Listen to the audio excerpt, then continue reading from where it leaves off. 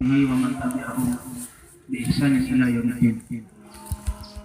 Bapak Kepala Madrasah yang sama-sama kita hormati, rekan-rekan wakil kepala madrasah, wali kelas, seluruh pembina, dan anak-anakku yang saya cintai karena Allah Subhanahu wa Ta'ala.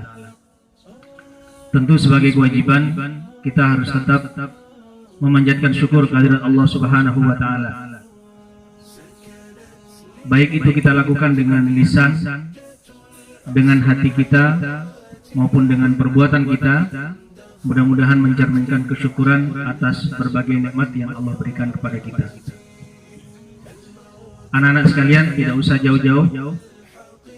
Kemarin saat kasus COVID melanda, banyak kita dengar berita, mungkin di antara kalian masih ada yang di rumah, terutama kelas 10. Itu sempat terjadi kelangkaan oksigen. Beberapa rumah sakit menolak rujukan pasien dengan alasan stok oksigennya terbatas. Ternyata orang yang sesak nafas itu membutuhkan bantuan oksigen dari luar. Dan kalau kita hargakan tidak murah. Bagaimana kita mensyukuri nikmat Allah Subhanahu wa Ta'ala, saturasi oksigen kita ternyata masih normal. Itu baru satu nafas saja. Mudah-mudahan ini menjadi ibrah bagi kita untuk senantiasa tidak putus bersyukur kepada Allah. Kedua, salawat dan salam semoga tetap tercurah kepada junjungan kita Nabi besar Muhammad sallallahu alaihi wasallam.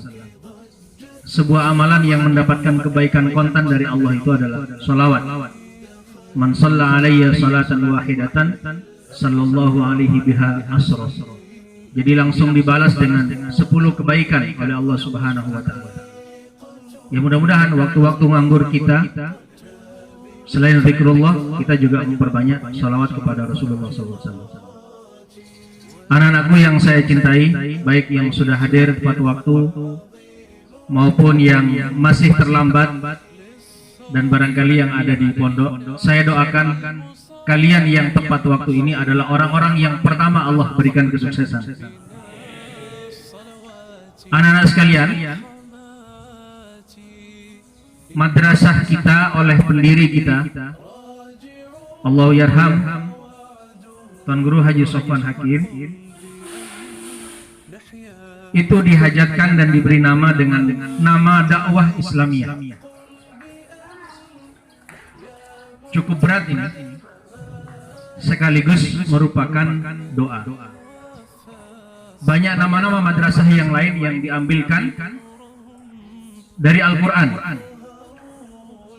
Dan madrasah kita juga dinamai oleh para pendiri kita dari Al-Quran. Tetapi ternyata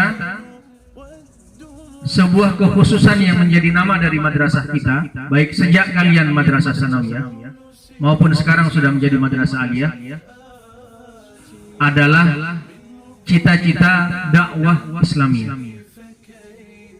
Artinya apa? Beliau sangat menginginkan bahwa lembaga ini bisa menghasilkan orang yang berpredikat sebagai da'i ilallah. Ada sebuah semangat yang harus kalian camkan bersama, saya dan para asatidz sekalian juga demikian, supaya semangat ini menjadi semangat bersama.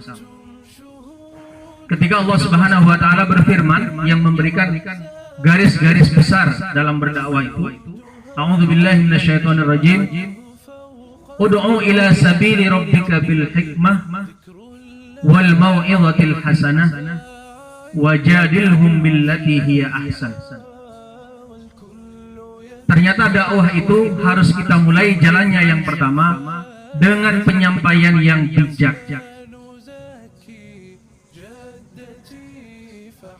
Kemudian dengan menyampaikan mau'izah hasanah, nasihat yang baik.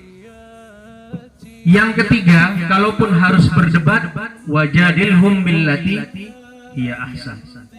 Kalau ada orang yang mengata-ngatai kita dengan perkataan tidak baik, tidak kita balas dengan perkataan yang tidak baik pula. Berat ini anak-anak sekalian. Contoh pertama adalah kalian anak-anakku yang kelas 10. Saya ucapkan selamat datang di Madrasah Aliyah. karena ini adalah peralihan dari kalian kelas 9 ketika masih ada di Sanawiyah. Tentu ada suasana berbeda, pendekatan berbeda, mata pelajaran berbeda, dan mungkin juga tanggung jawab berbeda.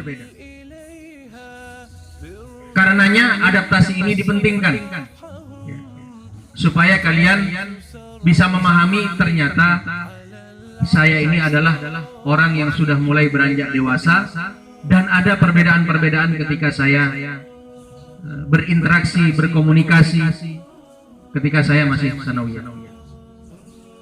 Anak-anakku yang juga menjadi mudabbir yang di kelas 11 dan 12. Berat memang. Bagaimana menghadapi adik-adik kalian yang punya karakter berbeda dari latar belakang keluarga dan peradaban yang berbeda. Punya kebiasaan yang berbeda. Cara ngomongnya berbeda. Mungkin sedikit-sedikit membuat kalian tersinggung. Tapi ingatlah bahwa ternyata kita adalah lembaga dakwah Islamiyah. Maka yang pertama harus kalian kedepankan adalah bil hikmah. Dengan bijak.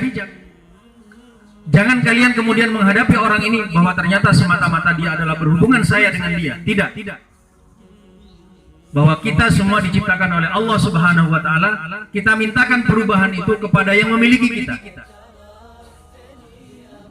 Sehingga dalam doa-doa kita, kenapa kita meminta? Ya muqallibal qulub, tsabbit qulubana. Jadi perkokoh hati-hati kami. Jadi memang yang merubah hati kita ini adalah Allah Subhanahu wa Ta'ala.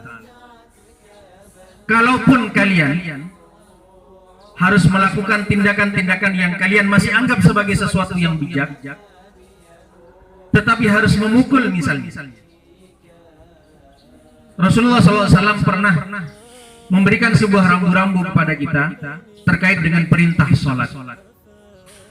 7 tahun diajarkan, 10 tahun tidak melaksanakan sholat, boleh seorang anak itu dipukul, tetapi di tempat yang tidak menyakitkan dia. Artinya apa? Ini sebuah bentuk peningkatan hukuman, tetapi tentu tidak boleh kita landasi dengan landasan kita ingin menyakiti dia, tetapi mendidik dia. Ini bil hikmah. Yang kedua, mau'idhah hasanah. Sampaikan dengan kata-kata yang baik. Mungkin seorang anak atau adik-adik kelas kalian tidak bisa dengan kalimat perintah, dudukkan dia.